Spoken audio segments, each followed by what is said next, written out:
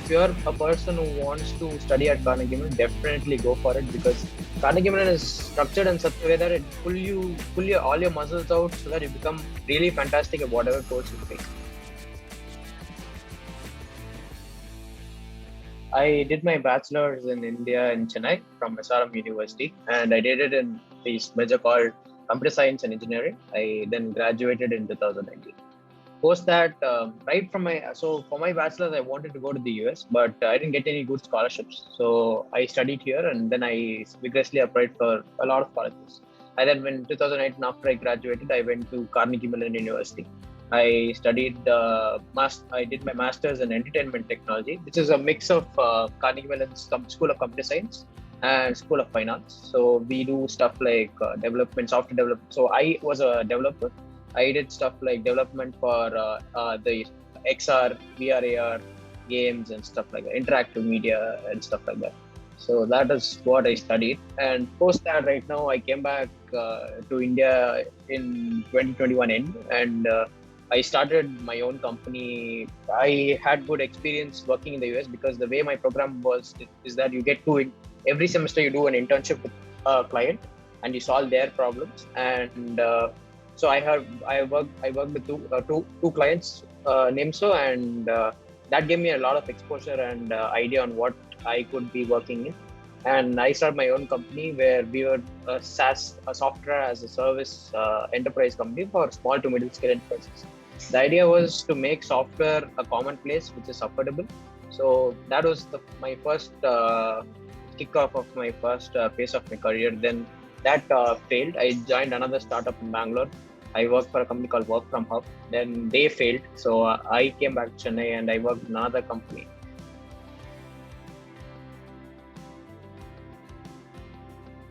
So I got an admit from University of Utah, RI, Rochester Institute of Technology, University of Central Florida, Drexel University. Then there was University of Southern California, DePaul University.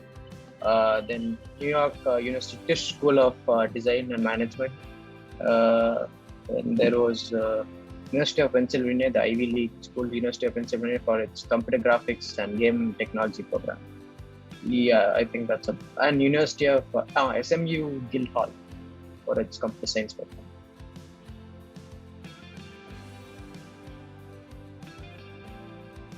So Carnegie Mellon is a private university, but they also really pay really well when you get a TA or an RA. It's close to like $16, $17 per hour. If you get an RA in a very good project, then you'll get around $20, $25 per hour, which is very high regarding to where you live. And being it's a TA and RA position, it is quite high compared to any public or private colleges.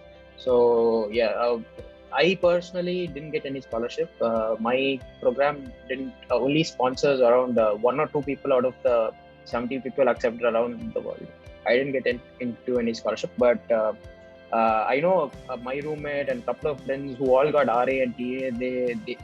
They could easily pay off their lodging and food expenses, but their tuition was they had to pay heavy. For example, my tuition was around $26,000 per semester, and that was for one semester, and 2 years you can calculate it's around $100,000.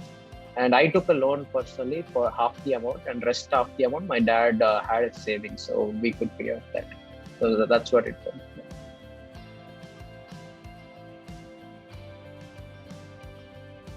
Sure. So my first startup that I started right out of Carnegie Mellon was called Believing. So the reason it is Believe is we wanted people to have trust in us. So the startup mainly dealt with building software as a service enterprise for small to middle scale enterprises. And after that, I went to Bangalore to work in a company called Work From Hub. So they were using the pandemic time to decentralize the office spaces, just like a WeWork, but a bit more better in solving their issues. And that was mainly into building, like a make my trip, but make my office kind of booking system. And I was the engineer there, lead engineer there. And after they couldn't get funded, and I came back to Chennai, where I worked in a company called Object Frontier Software. I was a senior software engineer. I mainly handled with projects that were in the US, like companies like Cisco and stuff. And we built, I was a backend engineer primarily, and I worked there for around like 5 months till December, until I was confident to take my next startup that right now that I'm working on is called TakeMyCar. TakeMyCar is basically in the automotive industry.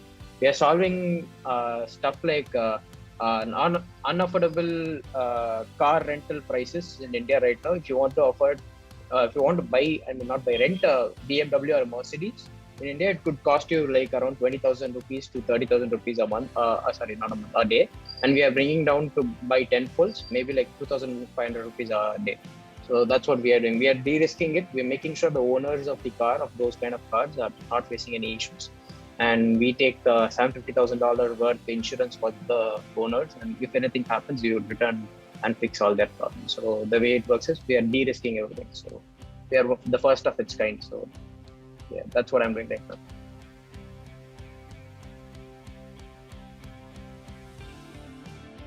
The reason I had to come back to India was not coincidental with my career plans. So I wanted to come back to India because we had a family emergency back here, and I had to take care of it. Yeah, I came back for my family emergency, but right when I came back, I was like, I didn't try for any jobs.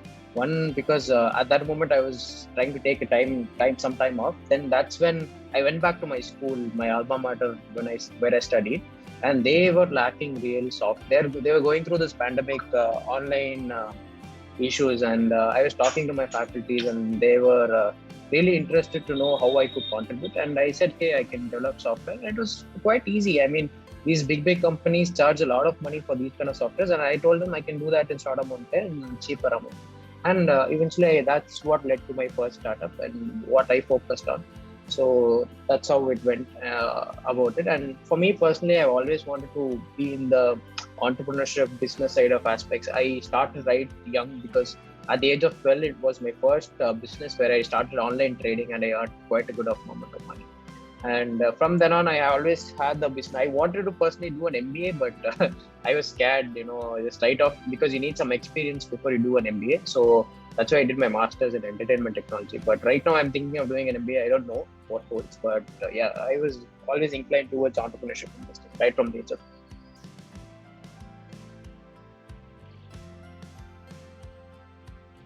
I actually applied to the first season just with an idea.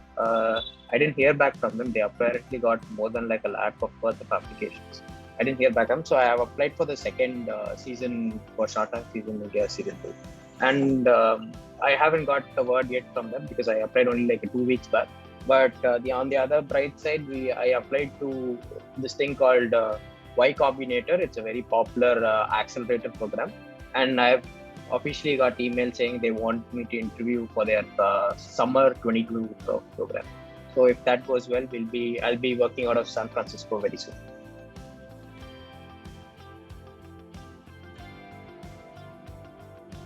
So this is only through my personal opinion and experience. So if you're a person who wants to study at Carnegie Mellon, definitely go for it, because Carnegie Mellon is structured in such a way that it pull all your muscles out so that you become really fantastic at whatever course you pick, irrespective of the field. I've seen even biomedical engineers getting into software engineering because they are from Carnegie Mellon, and they make really great amount of money, and that's really great. And another thing is, if you are into Carnegie Mellon, then you are paying essentially for the education as well as the network that you're building there. So majority of the people that I met in the startup ecosystem were really from Carnegie Mellon, who are already in top positions. So I could connect with them saying, hey, I'm a CMU alum, and I would really love your mentorship or guidance and how to do this and that.